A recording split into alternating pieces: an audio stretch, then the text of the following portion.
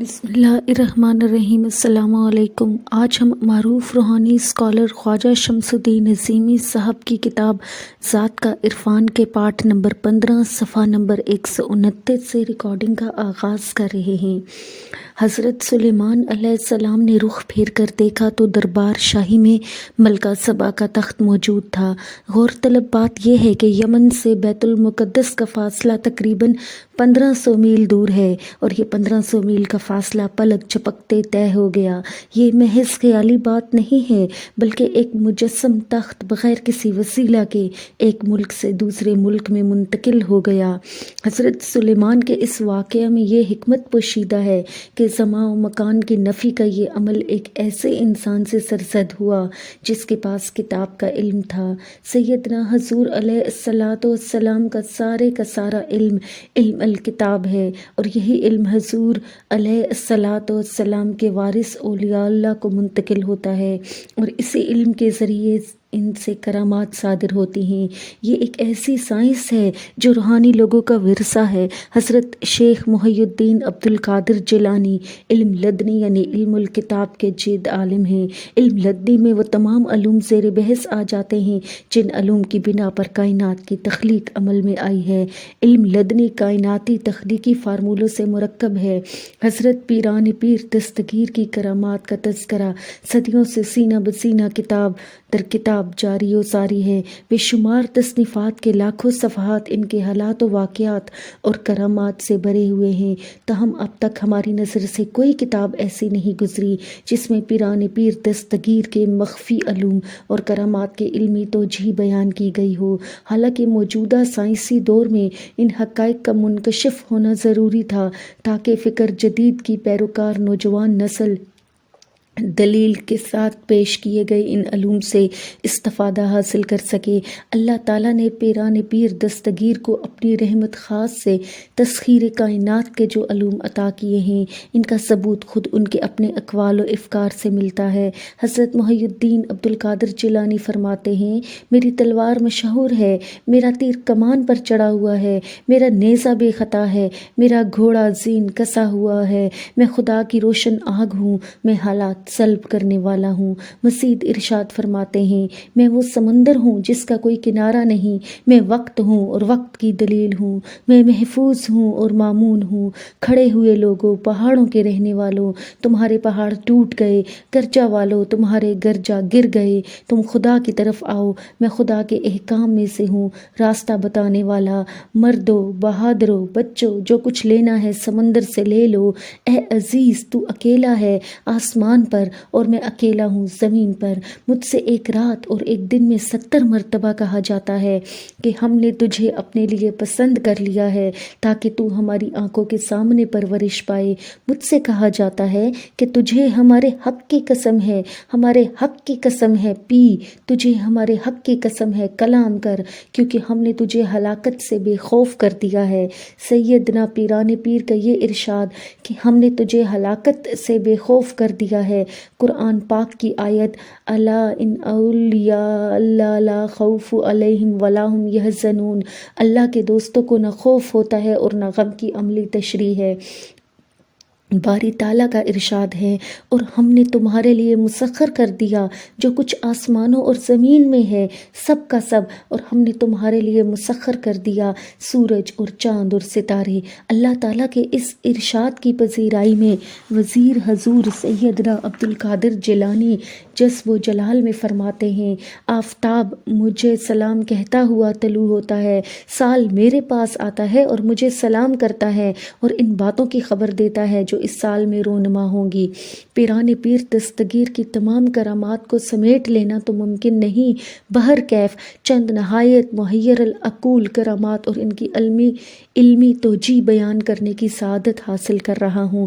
ایک شخص نے خدمت مبارک میں حاضر ہو کر عرض کیا، یا شیخ، فرزنددار ارجمند کا خواستگار ہوں۔ آپ نے فرمایا، میں نے دعا کی ہے خدا تمہیں فرزند عطا کرے گا۔ اس کے ہاں لڑکے کی بجائے لڑکی پیدا ہوئی تو وہ لڑکی کی کو لے کر شیخ کی خدمت میں حاضر ہوا۔ عرض کیا، شیخ نے فرمایا تھا کہ لڑکا پیدا ہوگا، یہ تو لڑکی ہے۔ شیخ نے فرمایا، اس کو کپڑے میں لپیٹ کر گھر لے جا اور دیکھ پردہ غیب سے کیا ظاہر ہوتا ہے۔ گھر میں جا کر دیکھا تو وہ لڑکا تھا۔ اس کرامت کی علمی توجیہ یہ ہے، قرآن پاک میں اللہ تعالیٰ نے ارشاد فرمایا ہے، وَمَن کُل خَلَقْنَا زَوْجَيْنِ اثْنَيْنِ، اور ہم نے تخلیق کیا ہر چیز کو جوڑے دوہرے۔ فارمولہ ایکویشن یہ بنی، ہر فرد پرت سے مرکب ہے، ایک پرت ظاہر اور غائب رہتا ہے اور دوسرا پرت مغلوب اور چھپا ہوا رہتا ہے۔ عورت بھی دو رخ سے مرکب ہے اور مرد بھی دو رخ سے مرکب ہے۔ عورت میں ظاہر رخ وہ ہے جو صنف لطیف کے خد و خال میں جلوہ نما ہو کر ہمیں نظر آتا ہے، اور باطن رخ وہ ہے جو ہماری ظاہر آنکھوں سے پوشیدہ ہے۔ اسی طرح مرد کا ظاہر رخ وہ ہے جو مرد کے خد و خال میں نظر آتا ہے، اور باطن رخ وہ ہے جو ہمیں نظر نہیں آتا۔ اس کی تشریح یہ ہوئی کہ مرد بحیثیت مرد کے جو نظر آتا ہے وہ اس کا ظاہر رخ ہے، اور عورت بحیثیت عورت کے جو نظر آتی ہے وہ اس کا ظاہر رخ ہے۔ ایکویشن یہ بنی کہ مرد کے ظاہر رخ کا متضاد باطن رخ عورت مرد کے ساتھ لپٹا ہوا ہے، اور عورت کے ظاہر رخ کے ساتھ اس کا متضاد رخ مرد چپکا ہوا ہے۔ آئے دن جنسی تبدیلی کے واقعات ہمارے مشاہدے میں آتے رہتے ہیں۔ اس کی وجہ بھی یہی ہوتی ہے کہ باطن رخ کی تحریکات اتنی زیادہ سریع اثیر اور غالب ہو جاتی ہیں کہ ظاہر رخ کی اپنی تحریکات معطل اور معدوم ہو جاتی ہیں۔ یہ تبدیلی اس طرح واقع ہوتی ہے کہ مرد کے اندر عورت کا باطن رخ غالب ہو جاتا ہے اور ظاہر رخ مرد مغلوب ہو جاتا ہے۔ نتیجہ میں کوئی مرد عورت بن جاتا ہے اور کوئی عورت مرد بن جاتی ہے۔ چونکہ صاحب بصیرت اور صاحب تصرف بزرگ اس قانون کو جانتے ہیں، اس لیے تخلیقی فارمولے میں رد و بدل کر سکتے ہیں۔ وزیر حضوری پیران پیر دستگیر عالم علم لدنی ہیں اور انہیں کائنات میں جاری و ساری تخلیقی قانون کا علم حاصل ہے۔ انہوں نے جب لڑکی کے بارے میں ارشاد فرمایا کہ یہ لڑکا ہے تو دراصل انہوں نے تصرف کر کے لڑکی کے اندر باطن رخ مرد کو غالب کر دیا اور وہ لڑکی سے لڑکا بن گیا۔ ایک روز حضرت شیخ محلہ سے گزرے، ایک عیسائی اور ایک مسلمان دست و گریبان تھے۔ پوچھا، کیوں لڑ رہے ہو؟ مسلمان نے کہا، یہ کہتا ہے کہ حضرت عیسیٰ رسول اللہ صلی اللہ علیہ وآلہ وسلم سے افضل ہیں، اور میں کہتا ہوں کہ ہمارے نبی صلی اللہ علیہ وآلہ وسلم سب سے افضل ہیں۔ حضرت شیخ نے عیسائی سے دریافت کیا، تم کس دلیل کے ساتھ حضرت عیسیٰ علیہ السلام کو ہمارے نبی صلی اللہ علیہ وآلہ وسلم پر فضیلت دیتے ہو؟ عیسائی نے کہا، حضرت عیسیٰ علیہ السلام مردوں کو زندہ کر دیتے تھے۔ شیخ نے فرمایا، میں نبی نہیں ہوں، میں اللہ کے نبی صلی اللہ علیہ وآلہ وسلم کا غلام ہوں۔ اگر میں مردہ زندہ کر دوں تو کیا تم حضرت محمد رسول اللہ صلی اللہ علیہ وآلہ وسلم پر ایمان لے آؤ گے؟ عیسائی نے کہا، بے شک۔ اس کے بعد دین کو زندہ کرنے والے قادر کے بندے جیلانی رحمۃ اللہ علیہ نے فرمایا، مجھے کوئی پرانی قبر دکھاؤ تاکہ میں مردہ زندہ کروں اور تمہیں ہمارے نبی صلی اللہ علیہ وآلہ وسلم کی فضیلت ہو۔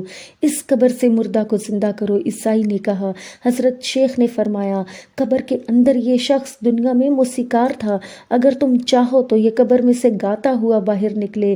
عیسائی نے کہا، ہاں میں یہی چاہتا ہوں۔ حضرت شیخ قبر کی طرف متوجہ ہوئے اور فرمایا، کم باذن اللہ۔ قبر پھٹ گئی اور مردہ گاتا ہوا قبر سے باہر آ گیا، اور عیسائی حضرت شیخ کی یہ کرامت دیکھ کر مسلمان ہو گیا۔ اس واقعہ کی علمی توجیہ کے لیے بے شمار صفحات درکار ہیں۔ مختصراً یوں سمجھیے کہ ہم جس کو آدمی کہتے ہیں وہ گوشت پوست کے پنجر سے بنا ہوا ایک پتلا ہے۔ اس پتلے کی حیثیت اور اہمیت اسی وقت تک برقرار ہے جب تک کہ پتلے کے اندر روح رہتی ہے۔ روح نکل جائے تو ہم اس کو آدمی نہیں لاش کہتے ہیں۔ اللہ تعالیٰ کا ارشاد ہے، انسان نہ قابل تذکرہ شے تھا، ہم نے اس کے اندر اپنی روحانی روح پھونک دی اور یہ بولتا، سنتا، دیکھتا، چکھتا اور محسوس کرتا انسان بن گیا۔ روح امر رب ہے۔ سورہ یاسین میں اللہ تعالیٰ نے امر رب کی تعریف اس طرح کی ہے، اس کا امر یہ ہے کہ وہ جب کسی چیز کا ارادہ کرتا ہے تو کہتا ہے ہو جا، اور وہ ہو جاتی ہے۔ ایکویشن یہ بنی، آدمی پتلا ہے، پتلا خلا ہے، خلا میں روح ہے، روح امر رب ہے، اور امر رب یہ ہے کہ جب وہ کسی چیز کا ارادہ کرتا ہے تو کہتا ہے ہو، اور وہ چیز مظہر بن جاتی ہے۔ اللہ تعالیٰ نے حضرت شیخ محی الدین عبد القادر جیلانی کو روح اور تخلیقی فارمولوں کا علم عطا کیا ہے۔ حضرت شیخ نے اس اسرار و رموز الہیہ کے فارمولے کو جب نافذ کیا تو مردہ قبر میں سے باہر نکل آیا، ایک ولی سے ولایت چھن گئی جس کی وجہ سے لوگ اسے مردود کہنے لگے۔ بے شمار اولیاء اللہ نے اس کا نام لوح محفوظ پر اشقیاء کی فہرست میں لکھا ہوا دیکھا۔ وہ نہایت سراسیمگی اور مایوسی کے عالم میں پیران پیر دستگیر رحمت اللہ علیہ کی خدمت میں حاضر ہوا اور رو رو کر اپنی کیفیت بیان کی۔ حضرت نے اس کے لیے دعا کی۔ اللہ تعالیٰ کی طرف سے آواز آئی، اسے میں نے تمہارے سپرد کیا، جو چاہے کرو۔ حضرت نے اسے منہ دھونے کا حکم دیا اور اس کا نام بدبختوں کی فہرست سے دھل گیا۔ اس کی توجہ یہ ہے، ایک کتاب المبین ہے اور 30 کروڑ لوح محفوظ ہیں۔ ہر لوح محفوظ میں 80,000 حزیرے ہیں۔ ہر حزیرے میں تقریباً مستقل اور غیر مستقل 9 خرب نظام شمسی کام کرتے ہیں۔ کتاب المبین کے علوم اور اسرار و رموز حضرت شیخ محی الدین عبد القادر جیلانی کو حضور علیہ الصلاۃ والسلام سے وراثتاً منتقل ہوئے ہیں۔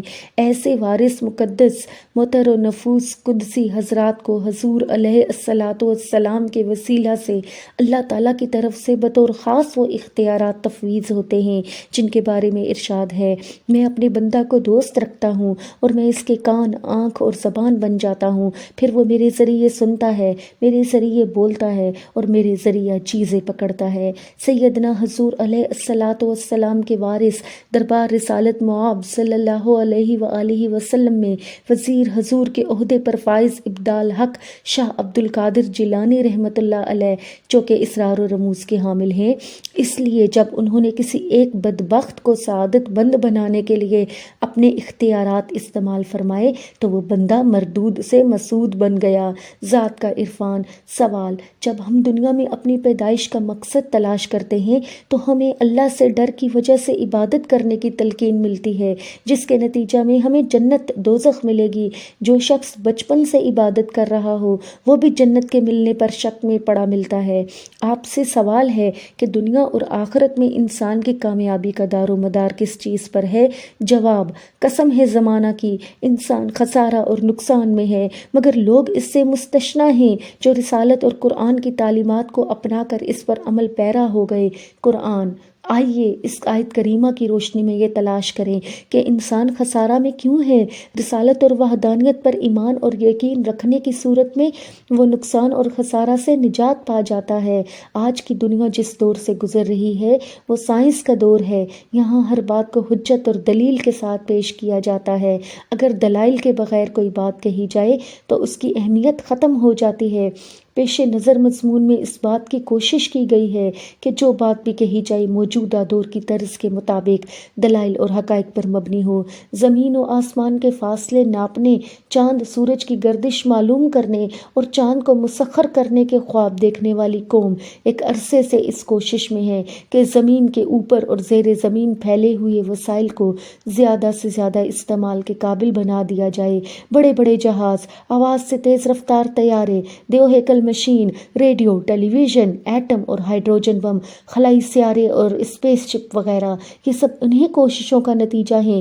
جہاں تک وسائل اور ان کی صلاحیت کے علم کا انکشاف ہوتا ہے، وسائل کے پھیلاؤ اور وسائل کی زندگی یا حرکت میں کس حقیقی فارمولے کا عمل دخل ہے اور اس فارمولے کے پیچھے کون سی طاقت کام کر رہی ہے اور اس طاقت سے کام لینے والی ہستی کون ہے، سائنس اس مقام پر خاموش ہے۔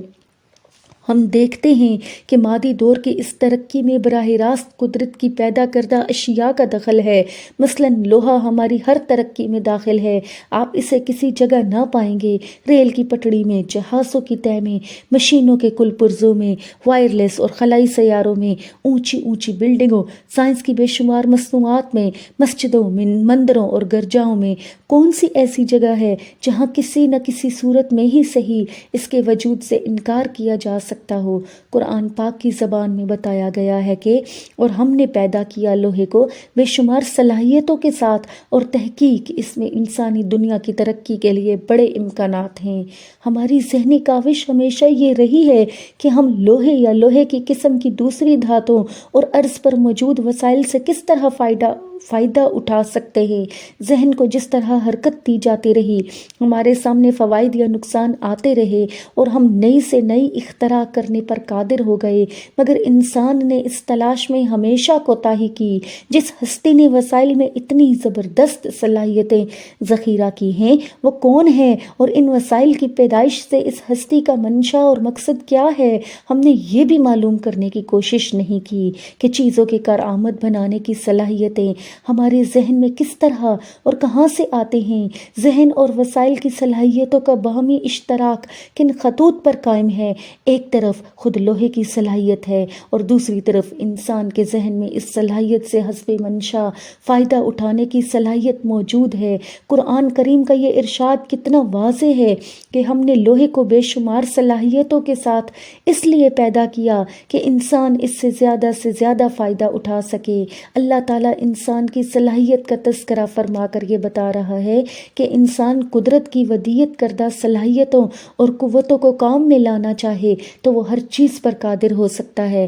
آیت مقدسہ میں تفکر کے بعد یہ حقیقت منکشف ہو جاتی ہے کہ موجودات میں ہر شے اپنے اندر دو وصف رکھتی ہے، ایک وصف ظاہری اور دوسرا وصف باطنی۔ مثلاً پانی ظاہری طور پر رقیق اور سیال مادہ کی حیثیت رکھتا ہے، لیکن اس کی باطنی قوت باوصف اسٹیم ہے جو بڑی سے بڑی مشین کو معمولی جھٹکے کے ساتھ حرکت میں لے آتی ہے۔ کسی بھی درخت کا کوئی بیج باطنی طور پر اپنے اندر بہت بڑا درخت رکھے ہوئے ہے، کوئی بھی پھل اور اس کے اندر خوشبو اور ذائقہ۔ کائنات میں کوئی وجود اس وصف سے خالی نہیں ہے، اور ہر موجود شے دو اوصاف سے مرکب ہے۔ کوئی بھی شخص اپنی ذہنی فکر اور کوششوں سے کسی نئی چیز کو عالم وجود میں لے آتا ہے تو اس کی پہلی اور آخری خواہش یہ ہوتی ہے کہ یہ چیز اس کے تعارف کا سبب بن جائے۔ یہ وصف انسان کو اللہ تعالیٰ سے ملا ہے۔ اللہ تعالیٰ فرماتے ہیں کہ میں چھپا ہوا خزانہ تھا، میں نے محبت کے ساتھ مخلوق کی تخلیق اس لیے کی کہ میں پہچانا جاؤں۔ حدیث قدسی۔ اس فرمان خداوندی کے تحت ہر چیز کو وجود میں لانے والی ہستی کا منشا اور مقصد یہ ہے کہ کائنات میں جس قدر مصنوعات ہیں وہ اس کے تعارف کا ذریعہ قرار پائیں۔ رسالت کا اقرار اور تعلیم ہمیں اس بات کی طرف متوجہ کرتی ہے کہ انسان اگر اپنے باطنی وصف کے علم کو حاصل کر لے تو وہ موجودات کو وجود میں لانے والی ہستی کو پہچان سکتا ہے۔ جب تک انسان اس مقصد کو پورا نہ کر دے بے شک وہ خسارے اور نقصان میں ہے۔ ذکر کردہ حقائق کی روشنی میں ہمارے لیے یہ ضروری ہو جاتا ہے کہ ہم انسان کے باطنی وصف کی تشریح کریں اور یہ بتائیں کہ باطنی وصف سے مراد کیا چیز ہے اور اس علم کو ہم کیسے حاصل کر سکتے ہیں۔ کسی بھی حقیقت کو پوری طرح اس وقت سمجھا جا سکتا ہے جبکہ اس کی اصل سے واقفیت ہو۔ اصل سے وقوف اسی وقت ممکن ہے جب ہم اس کی جزیات کا پورا علم رکھتے ہوں۔ یہاں زیر بحث انسان اور اس کا باطنی وصف ہے۔ ذہن کا یہ تجسس فطری ہے کہ انسان کیا ہے، دنیا میں آنے سے پہلے کہاں تھا، یہاں پہنچنے تک اسے کن منازل سے گزرنا پڑا، اور پھر ایک وقت معینہ کے بعد کسی دوسری منزل کی طرف لوٹ جانے پر کیوں مجبور ہے۔ نہ خود پیدائش پر اس کی اپنی مرضی کا انحصار ہے اور نہ ہی وہ موت پر کسی قسم کی دسترس رکھتا ہے۔ آخر وہ کون سا نظام ہے جس کی گرفت اتنی مضبوط اور مستحکم ہے کہ کائنات کی ہر شے مقید اور محکوم نظر آتی ہے؟ اس کا حل قرآن پاک کی تعلیم میں اس طرح بیان کیا گیا ہے، کن یعنی کسی ہستی نے فرمایا عالم وجود میں آ جا، جیسا کہ ہمارے ارادہ میں ہے، فیکن، بس وہ کائنات موجود ہو گئی ہمارے سوچے سمجھے پروگرام اور منشا کے مطابق، مگر وہ ہم سے اور ہمارے پروگرام سے بے خبر تھی اور اس پر حیرانی کا عالم طاری تھا۔ جب ہم نے چاہا کہ اس کائنات کی حیرانی ختم ہو جائے تو ہم نے فرمایا استکبر بکم، اے موجودات، اس بات کا عہد کر کہ میں تیرا رب ہوں۔ قالوا بلا، موجودات یا کائنات اور انسان نے کہا جی ہاں، ہم اس بات کا عہد کرتے ہیں کہ آپ ہمارے رب ہیں۔ عالم موجودات میں جن نے ربانیت اور وحدانیت کا عہد کر کے اپنے مخلوق ہونے کا اعتراف کیا تھا، وہی اصل انسان اور اس کا باطنی وصف ہے۔ اس کا واضح مطلب ہے کہ انسان ازل میں ہی منشا الہی پوری کرنے کا اقرار و عہد کر چکا ہے۔ یہ دیکھنے کے لیے کہ انسان اپنے عہد کو کہاں تک پورا کرتا ہے، اسے مختلف منازل سے گزر کر باطنی وصف کے ساتھ ایک اور ظاہری وصف جسم دے کر اس دنیا میں بھیجا گیا، اور ساتھ ہی بے شمار وسائل مخلوقات بطور نشانی پھیلا دیے تاکہ انسان تفکر کے ذریعہ اس بات کو سمجھ سکے کہ جب اس کے استعمال کی کوئی بھی چیز وسائل اس قانون سے باہر نہیں ہے کہ ہر شے دو اوصاف سے مرکب ہے، تو پھر انسان اس قانون سے مستثنی کیسے ہو سکتا ہے؟ جس طرح درخت کا کوئی بیج اپنے اندر ایک درخت رکھے ہوئے ہے، اسی طرح انسان کا یہ مادی جسم اپنے اندر موجود باطنی صلاحیتوں کا تابع ہے، جنہیں ہم روح کی صفات سے تعبیر کرتے ہیں۔ روح کی حرکت ہی دراصل انسانی حرکات و سکنات کا سبب بنتی ہے۔ اگر کسی وجہ سے یہ حرکت معطل ہو جائے تو انسان کی کوئی بھی حرکت عمل میں نہیں آئے گی۔ عام مشاہدہ یہ ہے کہ جسم ایک وقت معینہ کے بعد معطل اور بیکار ہو جاتا ہے، حالانکہ جسمانی طور پر اس میں کسی قسم کی کوئی کمی واقع نہیں ہوتی۔ کسی بھی مذہب سے تعلق رکھنے والا ہر فرد جسم کے اس تعطل کو موت کا نام دیتا ہے، یعنی کہ جسم کو حرکت دینے والی شے نے اس جسم سے اپنا رشتہ منقطع کر لیا ہے، یعنی وہ باطنی رخ یا انسان کا باطنی وصف ہے جس کو ہم روح کہتے ہیں۔ ان حقائق کی روشنی میں ہم اس نتیجہ پر پہنچتے ہیں کہ پیدائش کے بعد انسان کا تعلق 3 نظاموں سے ہے۔ پہلا نظام وہ مادہ ہے جہاں اس نے خالق حقیقی کو دیکھ کر اس کے منشا کو پورا کرنے کا عہد کیا۔ دوسرا نظام وہ ہے جس کو ہم عالم ناسوت، دارالعمل یا امتحان گاہ کہتے ہیں، اور تیسرا نظام وہ ہے جہاں انسان کو امتحان کی کامیابی یا ناکامی سے باخبر کیا جاتا ہے۔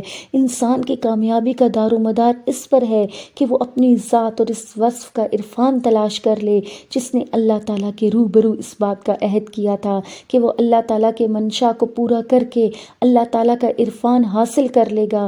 رسالت و نبوت اس تعلیم کو تصوف یا طریقت کا نام دے کر ہمارے سامنے ان الفاظ میں پیش کرتی ہے: من عرف نفسہ فقد عرف ربہ۔ مقصد حقیقی کو وہی شخص پا سکتا ہے جو اپنی ذات، باطنی رخ یا روح کا عرفان رکھتا ہو، ورنہ قرآن پاک کے ارشاد کے مطابق وہ خسارہ اور نقصان میں رہے گا۔ حضرت عبداللہ حنیف کے 2 مرید تھے، ایک کو احمد کہہ کر اور دوسرے کو احمد مہ کہہ کر پکارتے تھے، اور احمد کہہ کے حال پر زیادہ شفقت تھی۔ دوسرے مرید ان سے حسد کرنے لگے۔ حضرت عبداللہ نے نور فراست سے ان کے دلوں میں بھرے ہوئے غبار کو دیکھ لیا۔ ایک دن اپنے سب مریدوں کو جمع کر کے اپنے سامنے بٹھا لیا۔ پہلے احمد مہ جو بڑا تھا سے کہا کہ خانقاہ کے دروازے پر اونٹ بیٹھا ہوا ہے، اس کو مکان کی چھت پر پہنچائے۔ اس نے کہا: حضرت، اونٹ جیسا قوی الجثہ جانور مکان کی چھت پر کیسے لے جایا جا سکتا ہے؟ یہ بات تو ناممکن ہے۔ آپ نے فرمایا: اچھا بیٹھ جاؤ۔ اتنے میں احمد کہہ آ گیا۔ اس سے بھی حضرت نے یہی بات فرمائی کہ اونٹ پر کو چھت پر پہنچا دے۔ احمد کہہ آستین چڑھا کر تعمیل حکم میں لگ گیا۔ ہر چند کوشش کی کہ اونٹ کو گود میں اٹھا کر چھت پر لے جائے، مگر وہ کسی طرح اٹھا نہیں سکا۔ حضرت شیخ نے فرمایا کہ بس اب بیٹھ جاؤ۔ پھر سب کو مخاطب کر کے فرمایا کہ آپ سب صاحبان نے دیکھ لیا کہ احمد کہہ کے اوپر میں کسی لیے زیادہ شفقت کرتا ہوں۔ اس نے میرے حکم کے امکان یا ممکن ہونے پر غور ہی نہیں کیا اور نہ بحث کر کے باتوں میں وقت ضائع کیا، مگر بڑے احمد نے ایسا نہیں کیا۔ آپ سب ایسی بات سے اپنے اپنے باطن کا حال سمجھ لیں۔ یاد رکھیں، بارگاہ الہی میں تعمیل حکم کی قدر کی جاتی ہے، عبادت و ریاضت یا کج بخشی کی اللہ کو ضرورت نہیں ہے، اور یاد رکھو کہ تعمیل حکم ہی اصل عبادت ہے۔ حضرت منصور عاشق الہی تھے، ہر وقت سوز و فراق میں مست و بے قرار رہتے تھے۔ ایک مرتبہ آپ جنید بغدادی رحمۃ اللہ علیہ کی مجلس میں تشریف لائے اور حضرت جنید سے کوئی مسئلہ دریافت کیا، مگر حضرت جنید نے کوئی جواب نہیں دیا اور فرمایا منصور تم بہت جلد قتل کر دیے جاؤ گے۔ حضرت منصور حلاج نے کہا اس دن قتل کیا جاؤں گا جس دن آپ اپنی مسند سے اتر کر اہل ظاہر کا لباس پہن لیں گے۔ چنانچہ انا الحق کہنے پر جب آپ کو گرفتار کیا گیا اور علماء ظاہر نے فتویٰ پر دستخط کرنے سے انکار کر دیا، خلیفہ وقت نے اس بات پر اصرار کیا کہ آپ کو ہر حال میں فتویٰ پر دستخط کرنا ہوں گے۔ حضرت جنید نے خانقاہ کی سکونت ترک کر کے علماء حق صوفیوں کا لباس اتار دیا اور مدرسہ میں جا کر علماء ظاہر کا لباس پہن لیا اور فتویٰ پر لکھ دیا کہ ہم لوگ ظاہر پر حکم کرتے ہیں۔ حضرت منصور فرماتے ہیں کہ فکر کے معنی یہ ہیں کہ فقیر ماں سوائے اللہ سے بے نیاز ہو جائے اور مخلوق سے قطعاً کوئی توقع نہ رکھے۔ ایک مرتبہ لوگوں نے سوال کیا حضرت یہ فرمائیے کہ دعا افضل ہے یا عبادت؟ فرمایا ان دونوں کا کوئی مقام نہیں ہے، عبادت اور دعا کا ہاتھ دامن مراد سے آگے نہیں بڑھتا اور یہ سلوک کی راہ میں سفر کرنے والے کے لیے شرک ہے۔ اللہ تعالیٰ کو اس لیے یاد کرنا کہ اس میں اللہ تعالیٰ کے علاوہ کوئی اور مقصد ہو سلوک کے مذہب میں کفر ہے۔ جب آپ کے ہاتھ کاٹ کر جدا کر دیے گئے تو آپ ہنسے۔ لوگوں نے پوچھا حضرت یہ ہنسی کا کون سا موقع ہے؟ فرمایا آدم کے ہاتھ کاٹ دینا آسان ہے لیکن ایسے لوگ پیدا ہی نہیں ہوئے جو ہمارے صفاتی ہاتھ کو کاٹ دیں۔ اس کے بعد آپ کے پاؤں کاٹ دیے گئے۔ خندہ پیشانی سے فرمایا ان پاؤں کے علاوہ ہمارے اور پیر بھی ہیں، ان کو کاٹو تو جانے۔ شہادت کے وقت ابلیس این آپ کے پاس آیا اور کہا میں نے انا خیرو کہا تو لعنت میرے گلے میں ڈال دیا گیا اور آپ نے انا الحق کی صدا لگائی لیکن آپ کو مقام صدق میں جگہ ملی۔ حضرت منصور نے فرمایا لئن تو نے اپنی طرف سے انا کا لفظ استعمال کیا اور میں نے خود ہی کو مٹا کر انا الحق کہا، اس لیے مجھ پر رحمت ہوئی اور تجھ پر ابد الاباد کی لعنت۔ حدیث قدسی۔ اس طرز فکر کے بندوں کے لیے اللہ تعالیٰ فرماتے ہیں میں اپنے بندوں کو دوست رکھتا ہوں اور میں اس کے کان آنکھ اور زبان بن جاتا ہوں، پھر وہ میرے ذریعے سنتا ہے، میرے ذریعے بولتا ہے اور میرے ذریعے چیزیں پکڑتا ہے۔ اللہ تعالیٰ نے اس طرز فکر کو حضرت سلیمان علیہ السلام کے واقعہ میں بھی بیان فرمایا ہے، اور جب حضرت سلیمان نے احتساب کیا اڑتے جانوروں کا تو کہا میں ہدہد کو غیر حاضر دیکھ رہا ہوں، کیا وہ واقع ہی غائب ہے؟ اگر وہ غائب ہے تو میں اس پر سخت عذاب کروں گا، اس کو ذبح کروں گا۔ اگر اس نے اپنی غیر حاضری کی معقول وجہ بیان نہیں کی۔ کچھ ہی دیر بعد ہدہد نے حاضر ہو کر کہا میں ایک ایسی خبر لایا ہوں جس کا آپ کو علم نہیں ہے اور میں آپ کے پاس سبا سے آیا ہوں۔ میں نے وہاں ایک عورت کو دیکھا ہے جو ملک سبا کی ملکہ ہے اور اس کے پاس سب کچھ ہے اور ایک عظیم الشان تخت ہے، اور وہ اس کی قوم اللہ کو چھوڑ کر سورج کی پرستش کرتی ہے اور شیطان نے ان کو صراط مستقیم سے بھٹکا دیا ہے۔ وہ کیوں سجدہ نہیں کرتے اللہ کو جو نکالتا ہے آسمانوں اور زمین کی پوشیدہ چیزیں اور جانتا ہے کہ تم چھپاتے ہو اور جو کچھ تم کرتے ہو۔ اللہ کے سوا کوئی خدا نہیں ہے، وہ پروردگار ہے عرش عظیم کا۔ سلیمان علیہ السلام نے فرمایا ہم دیکھتے ہیں کہ تو اپنے قول میں سچا ہے یا جھوٹا ہے، جا اور میرا یہ خط ان کی طرف لے جا، پھر ان کے پاس سے ہٹ کر دیکھ کہ وہ کیا جواب دیتے ہیں۔ ہدہد نے یہ خط ملکہ سبا تک پہنچا دیا۔ ملکہ نے جب یہ خط اپنے پاس دیکھا تو خط کو پڑھ کر اپنے درباریوں سے کہا میرے پاس ایک معزز خط ڈال دیا گیا ہے اور یہ خط سلیمان کے طرف سے ہے، اور خط کا مضمون یہ ہے شروع کرتا ہوں اللہ کے نام سے، الہی کا نام رحمان ہے اور اسی کی طرف سے رحمتوں کا نزول ہوتا ہے۔ تم کو چاہیے کہ تم میرے مقابلہ میں قوت کا مظاہرہ نہ کرو، میری اطاعت قبول کر کے میرے دربار میں حاضر ہو جاؤ۔ ملکہ نے اپنے درباریوں سے کہا کہ مجھے اس کام میں مشورہ دو، تمہیں معلوم ہے کہ میں بغیر تمہارے مشورے کے کوئی فیصلہ نہیں کرتی۔ درباریوں نے کہا ہم لوگ بہت قوت والے اور سخت جنگجو ہیں، اب آپ سوچ لیجئے کہ آپ کو کیا فیصلہ کرنا ہے۔ ملکہ نے کہا بادشاہ جب کسی بستی میں داخل ہوتے ہیں تو اس کو تہ و بالا کر دیتے ہیں اور وہاں کے باعزت لوگوں کو ذلیل و خوار کر دیتے ہیں، اور یہ سب تمہارے ساتھ ہوگا، اور میں سلیمان کو تحفہ بھیجتی ہوں، پھر دیکھتی ہوں کہ قاصد کیا جواب لے کر واپس آتے ہیں۔ جب قاصد حضرت سلیمان علیہ السلام کے پاس پہنچے تو سلیمان علیہ السلام نے کہا، کیا تم مال و دولت سے مجھے مروب کرنا چاہتے ہو؟ جو اللہ نے مجھ کو دیا ہے وہ اس سے کہیں زیادہ بہتر ہے جو تم کو دیا ہے۔ نہیں، میں یہ تحفہ قبول نہیں کرتا، تمہیں تمہارا تحفہ مبارک ہو۔ واپس جاؤ اور جا کر اپنی ملکہ کو یہ بتا دو کہ ہم ایسے زبردست لشکر کے ساتھ پہنچ رہے ہیں جس کے سامنے تم نہیں ٹھہر سکو گے، اور تمہارے ملک کو تخت و تاراج کرنے کے بعد تم کو وہاں سے ذلیل و خوار کر کے نکال دیں گے۔